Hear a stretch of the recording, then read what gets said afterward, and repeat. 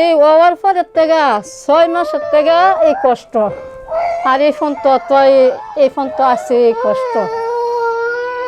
Seal তখন মসজিদই যায় না, মানুষ আশাআশি করে নামাজ সজদা দিতে পারে না, অমনি মনাজাত করতে পারে না, আমাকে যাই না মসজিদে, মানুষ আসে বলে।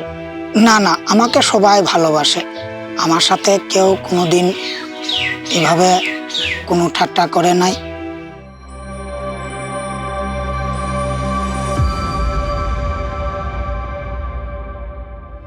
কি করবো আর, এখন তো কিচ্ছু না পাইরা চুলুল কাটে, এত সরম লাগে। আমরা মাঝে নাই এটা মাঝে এই মতো হয় আমাকে যখন কর্ম করে তো খায়।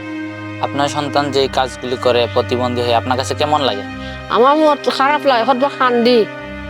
আল্লাহ তো মানুষের দিচ্ছে, একটা বেলা থাকতো একটা করতো, দিয়ে ওটারে কিভাবে ফালতাম, কিভাবে আল্লাহ চালায়। কম বেশ খাইতাম আসলাম, বাল্লা খাই মন্দ, মানুষের দেখলে আসে টিটকারি করে।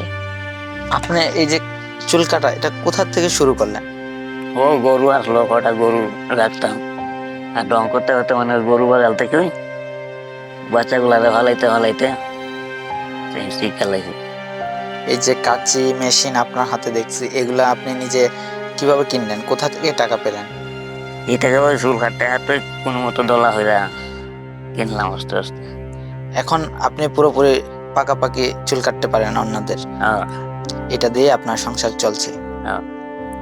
আপনার যে প্রতিবন্ধী, অন্যরা আপনাকে দেখে টিটকারি মস্কারি কখনো করে, আপনার এই জিনিসগুলো খারাপ লাগে? অনেকজনা করে, তো করলো সব আমার ইয়ে নাই, আমি তো কর্ম করে খাইতে হয়, এর জন্য খারাপ লাগে না। আমি তো কাজ করে খাইতে থাকি।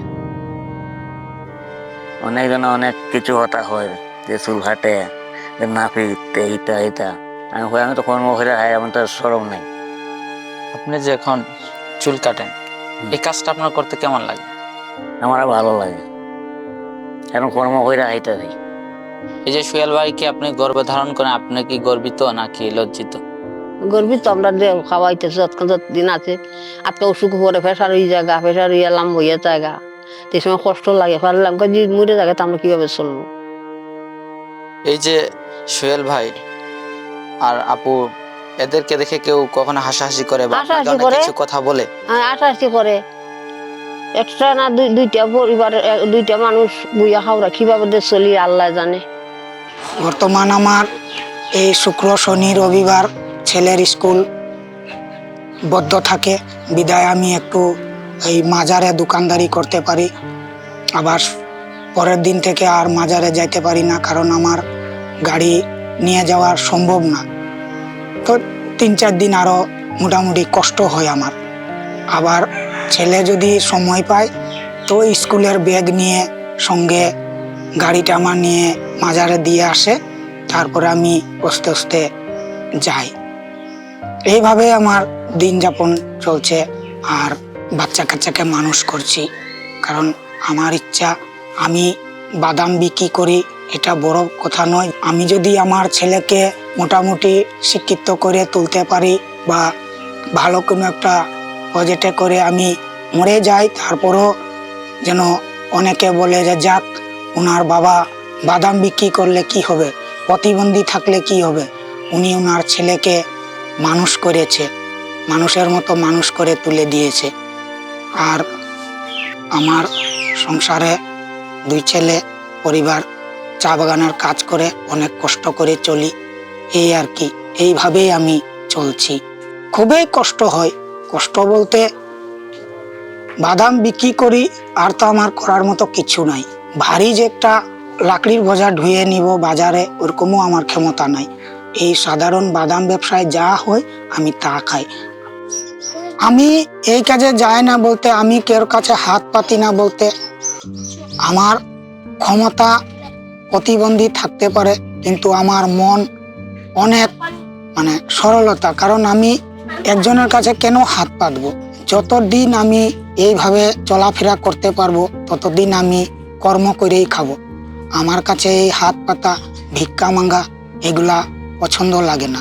কারণ আমি চাই আমার প্রতিবন্ধী অবস্থায় আমি যাতে কর্মজীবনে আমি টুকটাক ব্যবসা করে বা বাদাম চানা বিক্রি করে আমি যাতে সংসার চালাইনি বা আমার ছেলেদেরকে মানুষ করি, এটাই আমার স্বপ্ন। আমি প্রতিবন্ধী, আমার কাছে খারাপ লাগে বলতে কোনো অনুষ্ঠানে গেলে অনেক সমস্যা হয়, বা অনেক সময় আমাকে অনেকে নতুন মানুষ দেখলে ভয় পায়। এইগুলো আমার কাছে খুবই খারাপ লাগে আর কি। তখন আমার মনে মনে ইচ্ছা করে যে ভগবান আমাকে এরকম করলি কেন, কারণ আমাকে দেখে একজন ভয় পেয়ে যায়, কোনো ভিড় জায়গায় গেলে অনেকে ভয় পায়, এটা আমার কাছে খারাপ লাগে। ওকে জন্ম থেকে এরকম? প্রথম 6 মাস খুবই খালি শুধু কান্দাকাটি করতো। 6 মাস পরের মানে বোঝা গেল যে সে প্রতিবন্ধী।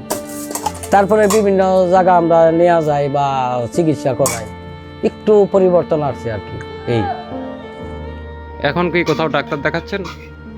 হ্যাঁ, আপাতত কোনো জায়গা দেখাচ্ছি না। আপনার ওয়াইফ উনি কি কাজ করেন? কাজ করতো না, এখন ওই যে পরিস্থিতি কাজ করে আর কি। এই ছেলে নিয়ে তো মানে অনেক কিছু করা হয়েছে, কিন্তু ওই যে আপনার কথা বলতে পারে না, হাঁটতে পারে না ঠিক মতো। আগে তো হাঁটতেই পারতো না, এখন একটু হাঁটতে পারে, কিন্তু কথা বলতে পারে না, খাইতে পারে না নিজের হাতে। সব খাওয়াই দিতে হয়, এবং কি ছেলের পিছনে একটা লোক কন্টিনিউ খাটতে হয়। বাড়িতে কোনো কাজ করতেন? জি, বাড়িতে কোনো কাজ কাম করতাম, পরে যখন নাই গিয়া পরে ওই ঢাকা আসলাম এই ফুতেরে লইয়া। কোনো চিকিৎসাও করতারি না, কোনো কিছু না, পরে ঢাকা আইলাম। ঢাকা আবার পরে মনে করেন একটা রান্নার কাজ পাইছি, এই রান্নার কাজটা করি, আর চিকিৎসা তো করতাম পারি না এই ফুত লইয়া। এই হওয়ার পরের থেকে 6 মাসের থেকে এই কষ্ট, আর এই ফোন তো আছে এই কষ্ট। দাদি না থাকতো তো আমি এই কাজটাও করতাম হইলে না, তো আমি কাজে না যাই তত সংসার চলে না। একজনের কামাই দিয়া খাওয়াইয়া হয়েছে আল্লাহর মাল 8 জন।